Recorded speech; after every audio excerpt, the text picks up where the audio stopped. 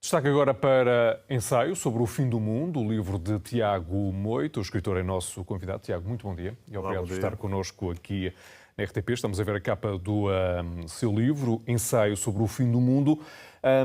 Um mundo que colapsa e recentemente tivemos uma espécie de apagão, tivemos um apagão ibérico, e este livro tem muito essa questão do apagão. Que mundo é este que colapsa?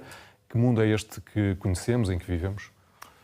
Quando em 2012 surgiu a ideia para escrever este livro, a minha ideia inicial era apenas escrever uma mera história de sobrevivência. A ideia do apagão derivou do estudo de uma antiga profecia que falava exatamente da eclosão de uma tempestade solar que iria provocar um apagão global e então iria avariar todos os aparelhos elétricos e eletrónicos do mundo.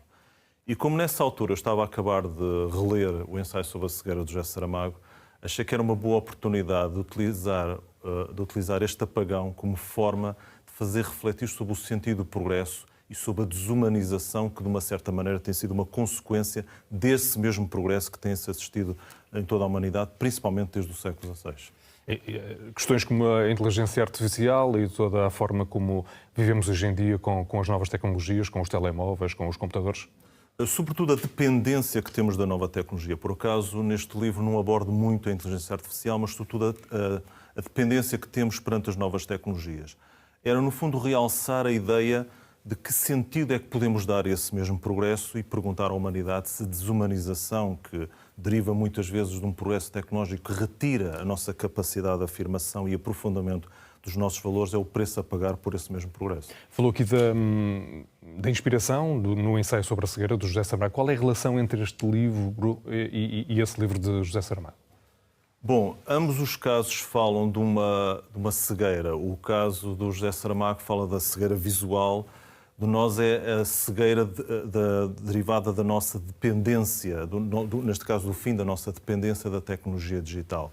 E achei que as duas poderiam fazer uma boa combinação, para além de outros aspectos que eu já salientei em entrevistas anteriores, que salientam o próprio universo de José Saramago, nomeadamente a exposição do ridículo nós mesmos, utilizando a distopia, o absurdo, como forma de realçar melhor a natureza e a fragilidade humanas. Este é um livro rico em personagens. Tem 12 personagens. Quais são as principais características destas personagens?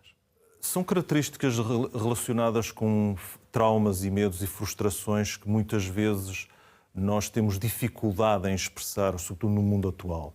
Nós muitas vezes fazemos essa expressão, agora muito mais nas chamadas redes digitais, nas redes sociais, perdão, e o que eu quis realçar era como é que nós poderíamos realçar melhor essas mesmas fragilidades sem as novas tecnologias, e daí a ideia do apagão poderia servir como uma espécie de mote para a humanidade despir a máscara de si mesma e realçar realmente a sua verdadeira natureza. São já 9 livros na sua biblioteca, 9 certo? livros. O que é que tentou de fazer diferente deste livro? A sua escrita tem evoluído? Explique-nos um bocadinho a sua relação com a escrita. O que é diferente, por exemplo, neste livro? Este livro apresenta uma linguagem mais poética e mais introspectiva. Acaba por ser um bocado mais expansivo e mais épico do que foi, por exemplo, o Evangelho do Alquimista, uma vez que eu aqui quis fazer uma espécie de síntese sobre muitos assuntos que eu falei, sobretudo, desde o Evangelho do Alquimista, a Fórmula do Peregrino, passando por este romance. E derivou também de uma construção e uma linguagem mais disruptiva que eu não tive nos romances anteriores. Este livro combina ciência, filosofia, arte, literatura, espiritualidade. São temas que continua a escolher na sua escrita? Sim, já vem de trás? Sim, já vem de trás. Aliás, mesmo no meu romance de estreia, O Último Império, já falava um bocado disso. Sobretudo, este livro atravessa uma coisa que para mim é uma enorme paixão minha, que é a história. E a utilização da história não foi um acaso, porque eu achei que se quisesse fazer a humanidade refletir sobre si mesma, que melhor maneira se não pôr estas personagens que, no fundo, representam a nossa sociedade a refletir sobre si mesmas a partir da história da humanidade. Tiago, muito obrigado por ter vindo ao Bom Dia Portugal, falar-nos do seu livro, Ensaio sobre o Fim do Mundo. Um bom fim de semana. Muito obrigado.